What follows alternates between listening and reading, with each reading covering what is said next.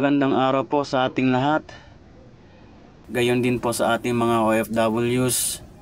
Saan man po kayo naroon ay sana po ay nasa mabuti po kayong kalagayan. Ngayon po ay araw ng Lunes, 7 ng Hulyo. Ang ating pong tatalakayin ngayong araw na ito ay tungkol po sa pag-transfer ng mga barko ng Japan sa Pilipinas. Breaking news po ito dahil ito po ay bagong-bago at napakagandang balita po nito. Ang ating pong referensya ay si Global Defense News. Ayan po.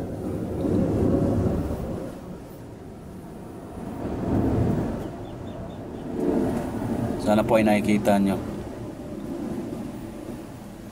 At ibinalita na rin po ito sa inquiry.net. Pakikita ko po sa inyo. Ayan po.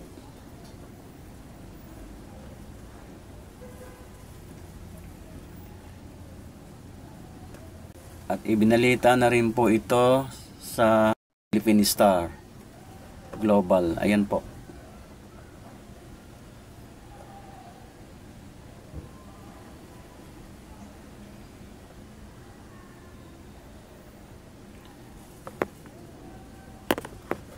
Tuloy po tayo. Basahin ko po. According to information published by Yomiuri on July 6, 2025, a leading Japanese national newspaper renowned for its authoritative coverage of government and defense affairs, Japan's Defense Minister General Nakatani and Philippine Defense Secretary Gilberto Chodoro have confirmed the transfer of 6 second-hand Abukuma-class destroyer escorts to the Philippine Navy. The agreement was formalized during a bilateral defense meeting held in Singapore in early June 2025. In a move that represents a major strategic development in regional security cooperation between the two maritime nations.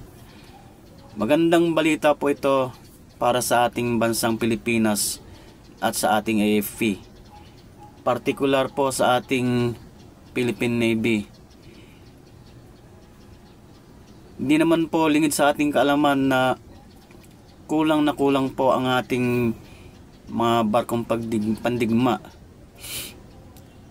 At kung ito'y matutuloy, malaking bagay po ito para sa atin, lalo na sa hanay ng ating depensa diyan sa partikular sa Philippine Navy.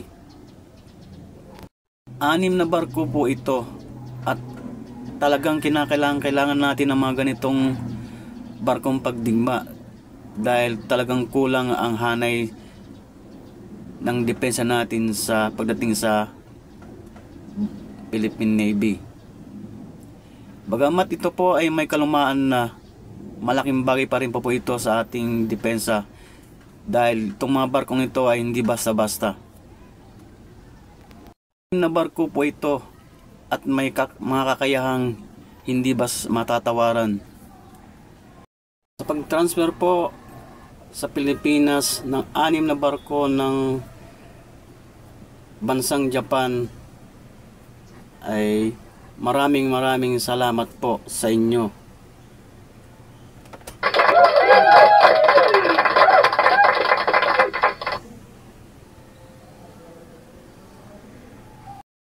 Ang Abukuma class na mga destroyer escort na binuo noong huling bahagi ng panahon ng Cold War ay nasa serbisyo sa Japan Maritime Self-Defense Force mula noong 1989 hanggang 1993. Dinisenyo pangunahin para sa anti-submarine warfare at coastal defense. Ang mga sasakyang ito ay kumakatawan sa isang kakayahang klase ng mga barko para sa mid-range naval operations. Ito po yung capabilities niya. Bawat barko ay may full load displacement na humigit kumulang 2,550 tonelada, isang haba na 109 metro at isang lapad na 13.4 metros. Sila ay pinapagana ng isang pinagsamang diesel o gas propulsion system. Dalawang Kawasaki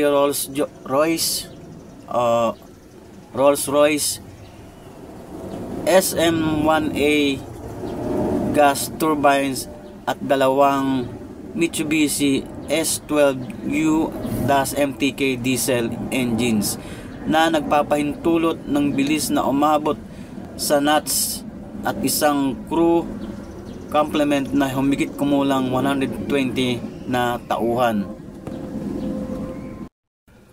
Ang mga Abukuma ship destroyer ay nilagyan ng Otto Breda 76mm naval gun, dalawang triple 324mm torpedo tubes para sa anti-submarine warfare at isang Phalanx close-in weapon system para sa huling depensa sa hangin. Ang ilang barko sa klase ay nilagyan din ng RGM-84 Harpoon anti-ship missiles at isang ASROC launcher para sa pinalawig na anti-submarine engagement. Ang kanilang mga sistema ng sensor ay kinabibilangan ng OPS-14 Air Search Radar, OPS-28 Surface Search Radar at OQS-8 sonar, kasama ang mga electronic warfare suits tulad ng OYQ-7 Combat Direction System at OLT-3 ECM na nagpapakita ng diin ng JMSDF sa situational awareness at survivability. Maganda po itong mga klaseng mga barko na ito. Kompleto po ito sa mga gamit pandigma.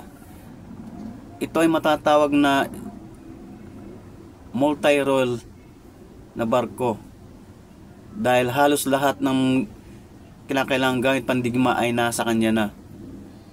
Kahit pasabihin pa nito na ito'y luma na, ngunit malaking bagay pa rin ito para sa hanay ng ating depensa.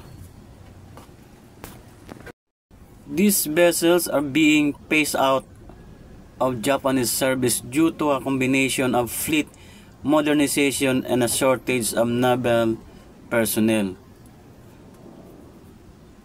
Their transfer provides Tokyo with a dual benefit.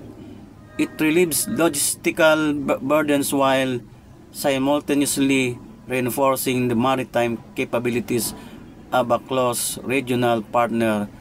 For Manila, this acquisition comes at critical time according to the 2025 edition of Military Balance by the International Institute for Strategic Studies. The Chinese People's Liberation Army Navy operates 102 surface combatants including destroyers, while the Philippine Navy commands just 2 modern frigates.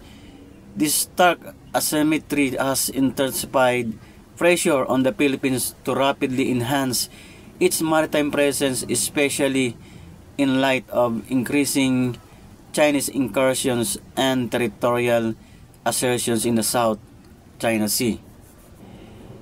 The deal also reflects an evolving and deepening defense relationship between Japan and the Philippines. During a summit in April 2025, both governments agreed to initiate discussions on an acquisition and servicing agreement.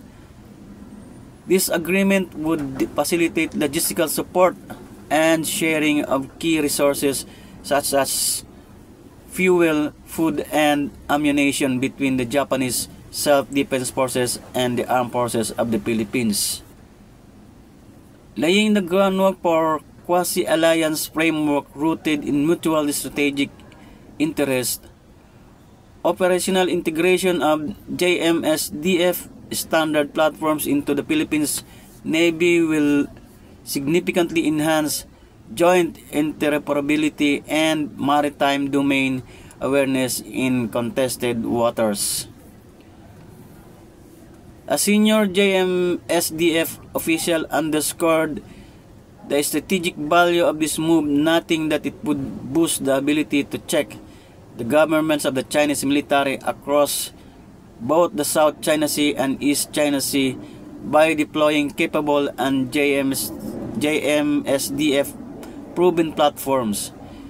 The Philippine Navy stands to gain not only in terms of fleet size but also to gain technological depth and readiness for high-end maritime operations.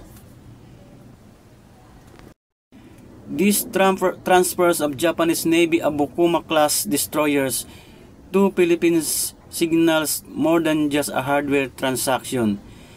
It exemplifies a growing defense synergy between Japan and the Philippines, both of which are confronting shared maritime security threats.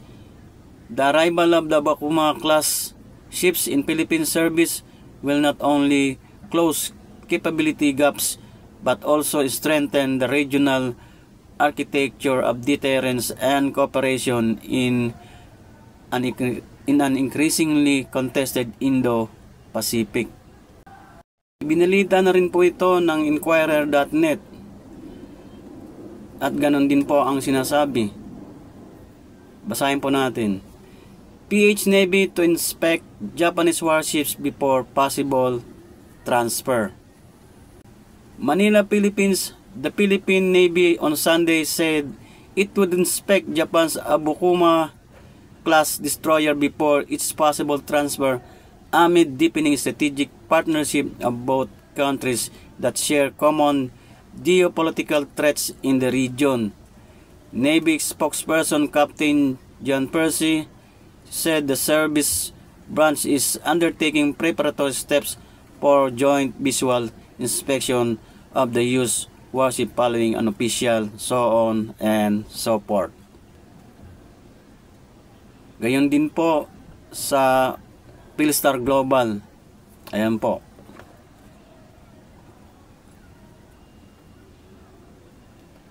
So, anong sabi? Philippines in talks with Japan to acquire warships. So, ganun din po. So, sa mga tweet po, ay legit po ang balitang ito. Ayon na rin po sa ayon po sa tatlong media platform na to. Okay. Ano lang po ang ating balitaan sa araw na ito.